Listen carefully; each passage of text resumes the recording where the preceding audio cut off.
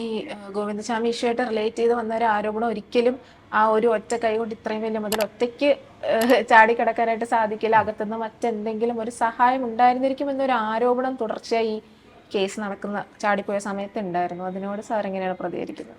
അല്ല, അകത്തു നിന്ന് വേറെ പ്രത്യേകിച്ച് സഹായമല്ല, മറിച്ച് അയാൾക്ക് കിട്ടിയ ഏറ്റവും അനുകൂലമായിട്ടുള്ള അവസ്ഥ അയാൾ ഉണ്ടാക്കിക്കൊണ്ടിരുന്ന കണക്കുകൂട്ടൽ, അയാൾ നടത്തിക്കൊണ്ടിരുന്ന കണക്കുകൂട്ടൽ, അയാൾ അതിന് വേണ്ടിയിട്ട് നടത്തുന്ന പ്രിപ്പറേഷൻസ്, ആ പ്രിപ്പറേഷൻസ് ജീവനക്കാരിലേക്ക് എത്തിയില്ല എന്നുള്ളതാണ് അതിനകത്തെ പ്രധാനപ്പെട്ട വീഴ്ച.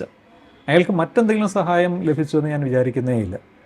എന്നാൽ അയാൾ അതിനു വേണ്ടിയിട്ട് നടത്തിക്കൊണ്ടിരുന്ന, ഉദാഹരണത്തിന് അയാൾ രൂപമാറ്റത്തിന് ആവശ്യമായിട്ടുള്ള ശ്രമം നടത്തിക്കൊണ്ടിരുന്നു. ആ രൂപമാറ്റത്തിന് വേണ്ടിയിട്ടുള്ള ശ്രമം നടത്തിയത് സാധാരണ രീതിയിൽ ഒരു ഉദ്യോഗസ്ഥൻ്റെ ശ്രദ്ധയിൽ പെട്ടെന്ന് പെടേണ്ടതാണ്. അയാൾ താടി വളർത്താൻ വേണ്ടിയിട്ട് തുടങ്ങുന്നു. എന്തുകൊണ്ടാണ് താടി വളർത്താൻ തുടങ്ങുന്നത് എന്നുള്ള കാര്യം ശ്രദ്ധിക്കണം.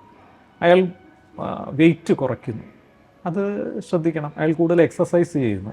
അയാൾ മുറിക്കുള്ളിൽ ആവശ്യമായിട്ടുള്ള സാധനങ്ങൾ ശേഖരിക്കുന്നു.